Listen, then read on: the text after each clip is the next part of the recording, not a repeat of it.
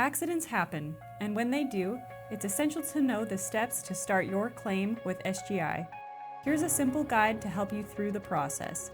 Step 1. Give SGI a call and explain the details of the accident.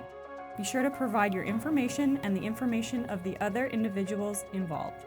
Step 2. SGI will promptly assign you an initial claim number so your claim can be processed efficiently. Step 3. Within approximately 24 hours, you'll receive a second claim number. This number will have a unique prefix of 4 letters added to your initial claim number. Step 4. Reach out to Sherwood Collision Center and share the full claim number along with your vehicle's license plate details. Step 5. Depending on the year of your vehicle or the severity of the accident, either SGI or Sherwood Collision Center will schedule an estimate.